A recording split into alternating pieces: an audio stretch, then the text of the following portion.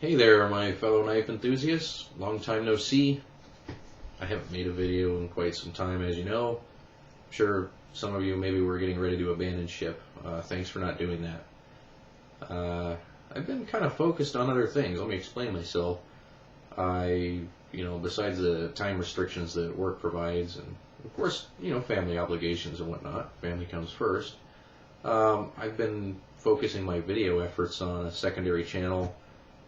An activity that I've been engaged in since I was very young has taken over my video capture focus, and that's my other featured channel here. If you look at my featured channel section, you'll see the channel. It's called Spooky Slinger, and it's about slings, like you may relate to the David and Goliath story in the Bible. 2 cords and a pouch or a cradle used to propel a rock or other object like lead-based or clay-based at high velocity, used for hunting, recreation, and in the ancient world for war. These slings are pretty cool. So I learned to use one when I was a kid, and I have a passion for them. I've been using them all my life, constructing them, and then now, of course, I have an outreach channel. I'm trying to get other people involved, so please check out Spooky Slinger. If you like my channel here, on knives, maybe you'll get a kick out of that, or maybe it'll get you interested in something else. Maybe you can take something from it. Let's get into the focus of this video, my comeback video here. Today we're going to be talking about Olamic Cutlery, and specifically the subdivision Olamic Tactical. Now, the company's only been around since 2010. The folder we're going to be looking at today, tactical folder, is the Olamic Cutlery Bravado. Alright? I want to tell a story before we get started on the specs and my opinions. Alright? This is not the Olamic Bravado that I originally had. I traded for an Olamic Bravado, and that one had micarta handle scales, and it was kind of more of a plain Jane variety. It's still a nice knife, but it had some fit and finish issues. I'm OCD. I have some problems when I see fit and finish issues. There was a gap in the scale, between the scale and the liners, and I could actually slide a piece of paper in there. That bugged me.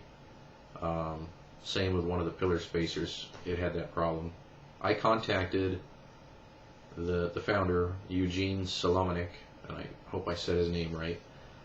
And I told him, hey, I've got this problem. Here's some pictures that I took. And I said, why? He said I could fix it. I'll fix it for you. I said, great.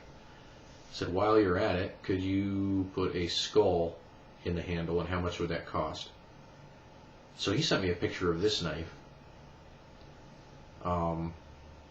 It already has a skull in the handle, and it's hot. It was hot off the bench. He said, I'll replace that knife with this knife, if you'd like, or I could fix that one. So this has carbon fiber scales, and it has the skull in the handle, so I went for it, After we concluded our correspondence, he had a tracking number from the U.S. Postal Service sent to me. And 2 hours later, this thing's ready to go 2 hours later. I hadn't even boxed my return. He had it shipped before I shipped the other one back, before I shipped the return back. And this arrived 2 days before that knife arrived to him. So that's customer service. And, well, heck, besides the fact he took care of me in a general sense, and it got rid of my problems with my OCD perspectives, I like this one better.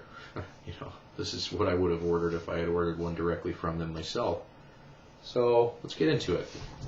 No autofocus. This camera really disturbs me on its autofocus. It's too slow. So we'll get dialed into the range I want to be at. Okay. Here we go. Starting with the scales. Russian aerospace grade carbon fiber.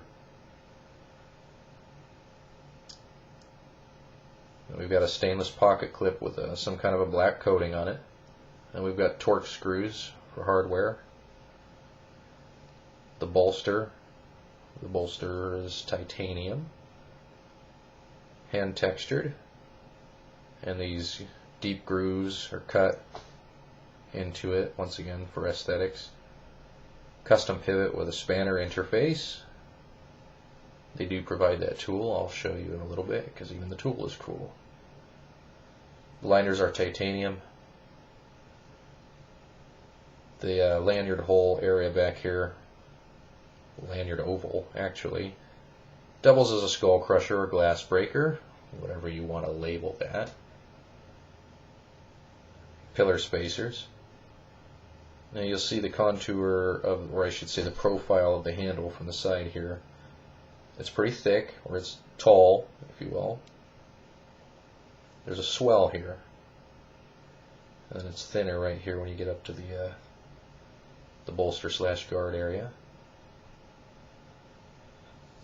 And over to what I'll call the presentation side more. Beautiful Russian aerospace grade carbon fiber. And you've got the inlaid skull with the blue eyes for aesthetic purposes only. And it's pretty cool. I want to back that up real quick. Before any of you say, well, the skull's cheesy, or you know, it's too much, or it's gaudy. You know, when I was a young man, I looked at Alan Ellishwitz, custom knife maker Alan Ellishwitz's pieces, and a lot of them had skulls embedded in the handles, and I just thought that was the coolest thing.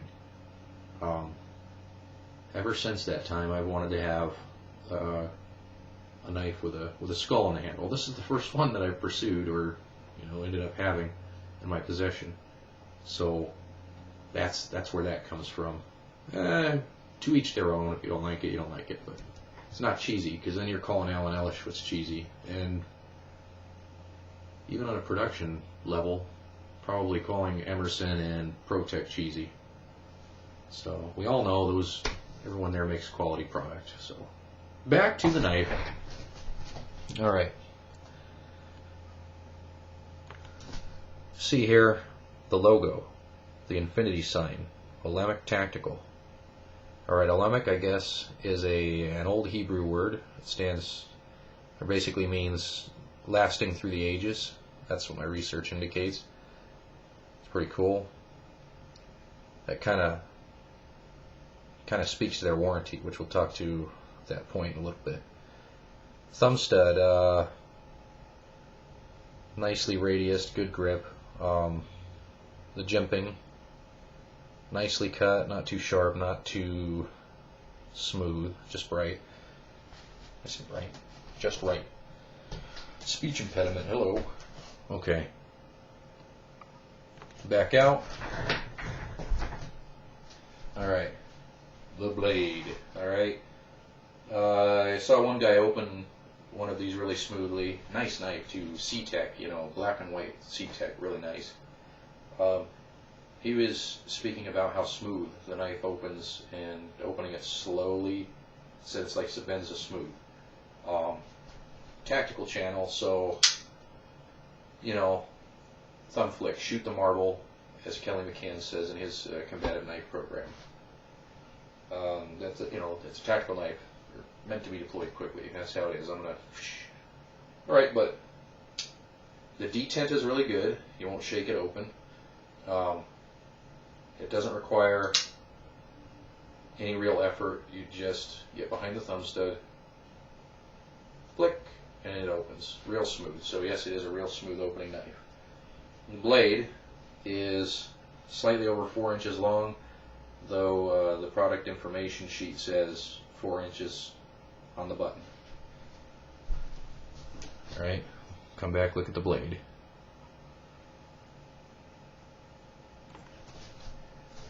Okay, it says made in Italy right there. Italy. The blades are cut in Italy, and they're heat treated in Italy because, we'll go over here, you see they are N690, alright? N690 is a steel that, according to Olamic, and well, I believe it too, because I've seen a lot of these blades come from Italy in N690. The Italians, specifically a certain firm, I'm not aware of what the firm is, have mastered the heat treatment of N690. Since they work it better than anybody, Olamic has them cut there. So that's that. There you see the name, Bravado, the name of the model. Pretty cool. The blade profile. Oh, and it's got a high satin finish too. Very nice high satin finish. The blade profile. You know, it's a drop point, and it's kind of cool. It's got like one little swoop here, kind of concave, and then another straight drop to the point with a swedge. Very nicely done. Everything is nice and defined. It's, you know, it's hair splitting sharp. I'm not going to split hairs to show you, just take my word for it, please. Contour of the handle. You see right here, you get a nice groove for the finger. It stops and then has a elongated, shallow groove for the last 3 fingers. All in all, feels great in the hand. Slightly handle heavy, but balance is good. Controllability, exceptional. Alright, so it feels real good. Handling characteristics. Alright, for combatives, I view this as a forward grip primary, not really a reverse grip piece. Although, of course, you know, for the point of talking about the handling, we'll mention the manipulation of the knife from forward to reverse grip. Because of the clip sitting as high as it does off the scale, and especially right here where it enters the pocket, you know, that aims down. It doesn't dig into your palm, but as far as manipulation goes, you know, it kind of gets in the way, and your fingers fumble all over it. So to get into reverse, I recommend, alright, break standard grip, go up to the bolster with the thumb, go up to the bolster with the index finger on the other side, middle finger on the scale, twirl. And then flat spin back out to forward. Okay? So, twirl, flat spin.